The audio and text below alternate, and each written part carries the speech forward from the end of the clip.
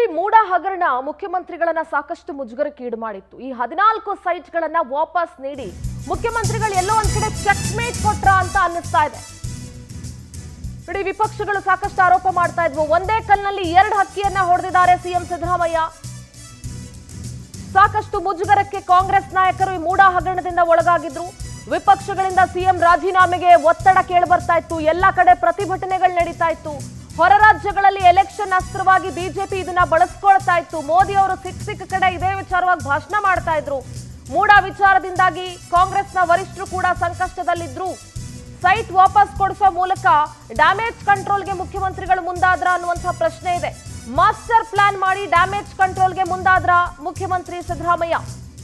ಒಂದೇ ಕಲ್ಲಲ್ಲಿ 2 ಹಕ್ಕಿಯನ್ನ ಹೊಡೆದಿದ್ದಾರೆ ಸಿಎಂ. ತಮ್ಮ ವಿರುದ್ಧ ಯಾರೆಲ್ಲ ಮಾತನಾಡ್ತಾ ಇದ್ರು, ಅಫ್ಕೋರ್ಸ್ ಸೈಟ್ ಕೊಟ್ಟಿದ ತಕ್ಷಣ ಹಗರಣ ಮುಚ್ಚೋಗುತ್ತಾ ಅನ್ನೋ ಪ್ರಶ್ನೆಗೆ ನೋ.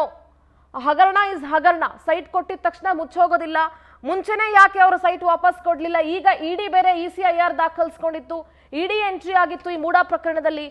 ಮೂಡ ವಿಚಾರದಲ್ಲಿ ಇಡಿ ಎಂಟ್ರಿ ಆದ ನಂತರ ಯಾಕೆ ಸೈಟ್ ವಾಪಸ್ ಕೊಡೋದಕ್ಕೆ ನಿರ್ಧಾರ ಮಾಡಿದ್ರು, ಮುಂಚೆನೆ ಯಾಕೆ ನಿರ್ಧಾರ ಮಾಡಲಿಲ್ಲ ಅನ್ನುವಂಥ ಹಲವಾರು ಪ್ರಶ್ನೆಗಳು ಮೂಡುತ್ತೆ. ಇದಾದ್ರೂ ಕೂಡ ವಿಪಕ್ಷಗಳಿಂದ ಸಿಎಂ ರಾಜೀನಾಮೆಗೆ ಸಾಕಷ್ಟು ಒತ್ತಡ ಕೇಳಿ ಬರ್ತಾ ಇತ್ತು. ಇದರಿಂದ ಕಾಂಗ್ರೆಸ್ನ ವರಿಷ್ಠರಿಗೂ ಕೂಡ ದೊಡ್ಡ ಮುಜುಗರ ಆಗಿತ್ತು. ಏನು ಆನ್ಸರ್ ಮಾಡಕ್ ಆಗದೇ ಇರುವಂತಹ ಪರಿಸ್ಥಿತಿಯಲ್ಲಿದ್ರು. ಮಾಸ್ಟರ್ ಪ್ಲಾನ್ ಮಾಡಿ ಡ್ಯಾಮೇಜ್ ಕಂಟ್ರೋಲ್ಗೆ ಮುಂದಾದ್ರ ಮುಖ್ಯಮಂತ್ರಿಗಳು ಅನ್ನೋ ರೀತಿ ಕಾಣಿಸ್ತಾ ಇದೆ. ನಮ್ಮ ಪ್ರತಿನಿಧಿ ದೀಪಾ ನೇರ ಸಂಪರ್ಕದಲ್ಲಿ ಜಾಯ್ನ್ ಆಗ್ತಾ ಇದ್ದಾರೆ. Good morning Deepa.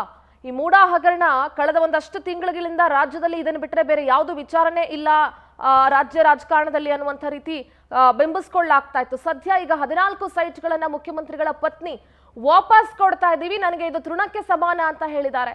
ಸೊ ಹೀಗಾಗಿ ಎಲ್ಲೊಂದ್ ಕಡೆ ಡ್ಯಾಮೇಜ್ ಕಂಟ್ರೋಲ್ಗೆ ಮುಂದಾದ್ರ ಒಂದು ಮಾಸ್ಟರ್ ಪ್ಲಾನ್ ಅನ್ನ ಮಾಡ್ಕೊಂಡಿದ್ದಾರೆ ಸಿಎಂ ಅಂತ. ಸಿಂಧೂರ, ನಿಜ, ಇಷ್ಟು 2 ತಿಂಗಳ ಕಾಲ ಇಲ್ಲದೆ ಇರುವಂತಹ ವಿಚಾರ ಇದೀಗ ಯಾಕೆ ಈ ರೀತಿಯಾದಂತಹ ಅಚ್ಚರಿಯಾದಂತಹ ನಿರ್ಧಾರವನ್ನ ತೆಗೆದುಕೊಂಡ್ರು ಪಾರ್ವತಿ ಅನ್ನುವಂತಹದ್ದು ಒಂದ್ ರೀತಿಯಾಗಿ ಚರ್ಚೆಯ ಜೊತೆಗೆ ಹಲವಾರು ಅನುಮಾನಗಳಿಗೂ ಕೂಡ ಕಾರಣ ಆಗಿದೆ. ಯಾಕಂದ್ರೆ ಕೇಸ್ ದಾಖಲಾಗಿ ಈಗ ಆಲ್ರೆಡಿ ತನಿಖೆ ಶುರು ಮಾಡಬೇಕು ಅನ್ನುವಂತಹ ನಿಟ್ಟಿನಲ್ಲಿ ಕೇಸ್ ಹೋಗ್ತಾ ಇದೆ. ಈಗ ಇಡಿ ಕೂಡ ಎಂಟ್ರಿ ಆಗಿದೆ.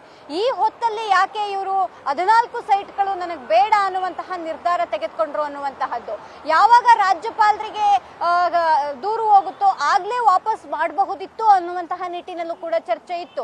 ಆಗ್ಲೆಯೂ ಕೂಡ ಅನೇಕ ಹಿತೈಷಿಗಳು ಸಿಎಂ ಸಿದ್ದರಾಮಯ್ಯ ಅವರಿಗೆ ಒಂದಿಷ್ಟು ಸಲಹೆಗಳನ್ನು ಕೂಡ ನೀಡಿದ್ರು ಅನ್ನುವಂತಹ ಮಾಹಿತಿ ಇದೆ. ಅಂದ್ರೆ ಸೈಟ್ಗಳನ್ನ ವಾಪಸ್ ನೀಡ್ಬಿಡಿ ಅಂತ. ಆದ್ರೆ ಸಿದ್ದರಾಮಯ್ಯ ಅವರು ಬಹಿರಂಗವಾಗಿಯೇ ನಾನು ಯಾಕೆ ಸೈಟ್ಗಳನ್ನ ವಾಪಸ್ ನೀಡಬೇಕು ಅನ್ನುವಂತಹ ನಿಟ್ಟಿನಲ್ಲಿ ಮಾತನಾಡಿದ್ರು. 62 ಕೋಟಿ ಹಣ ಇರುವಂತಹ ಅಂದ್ರೆ ಮೊತ್ತ ಇರುವಂತಹ ಆ ಸೈಟ್ಗಳನ್ನ ಯಾಕೆ ವಾಪಸ್ ನೀಡಬೇಕು ಅನ್ನುವಂತಹ ಪ್ರಶ್ನೆ ಮಾಡಿದಂತಹ ಸಿದ್ದರಾಮಯ್ಯನವರು ಇದೀಗ ಅವರ ಪತ್ನಿ ತೆಗೆದುಕೊಂಡಂತಹ ನಿರ್ಧಾರ ನಿಜಕ್ಕೂ ಅಚ್ಚರಿ. ಎಲ್ಲೋ ಒಂದ್ ಕಡೆ ಒಂದು ರೀತಿಯಾದಂತಹ ಸ್ಟ್ರಾಟಜಿಯನ್ನ ಸಿಎಂ ಮಾಡಿದ್ರ ಅನ್ನುವಂತಹದ್ದು. ಯಾಕಂದ್ರೆ ಈಗ ದೊಡ್ಡ ಮಟ್ಟದಲ್ಲಿ ಪಕ್ಷಕ್ಕೆ ಡ್ಯಾಮೇಜ್ ಆಗ್ತಿದೆ. ವಿಪಕ್ಷಗಳು ರಾಜೀನಾಮೆಯನ್ನ ನೀಡಲೇಬೇಕು ಅನ್ನುವಂತಹ ಹೋರಾಟಗಳನ್ನ ಮುಂದುವರಿಸಿದ್ದಾರೆ.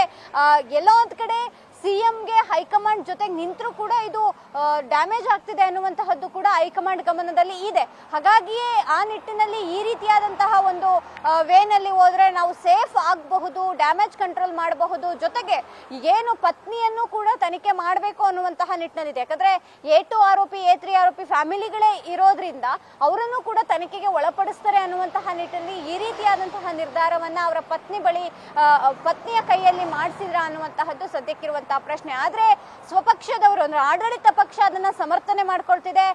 ಪರಮೇಶ್ವರ್ ಅವರು ಕೂಡ ಇದೊಂದು ಗುಡ್ ಮೂವಿಂಗ್ ಅನ್ನುವಂತಹ ಮೂಲಕ ಅದನ್ನ ಸಮರ್ಥನೆಯನ್ನ ಮಾಡ್ಕೊಂಡಿದ್ದಾರೆ. ಹಾಗಾಗಿ ಕಾನೂನಿನ ಮೂಲಕ ಕಾನೂನಿನಲ್ಲಿ ಯಾವೆಲ್ಲ ರೀತಿಯಾದಂತಹ ಒಂದಿಷ್ಟು ವಿಚಾರಗಳಿದೆ ಅಂದ್ರೆ ಈಗ ಕಂಪ್ಲೇಂಟ್ ಆಗಿ FIR ಆಗಿರೋದ್ರಿಂದ ಅದು ಯಾವ ರೀತಿಯಾಗಿ ಮುಂದೆ ಸಾಗುತ್ತೆ ಅನ್ನುವಂತಹದ್ದು ಕೂಡ ಕಾದ್ ನೋಡ್ಬೇಕು. ಆದ್ರೆ ಪಾರ್ವತಿ ಅವರ ಈ ಒಂದು ನಿರ್ಧಾರ ನಿಜಕ್ಕೂ ಅಚ್ಚರಿ ಅನ್ಬಹುದು.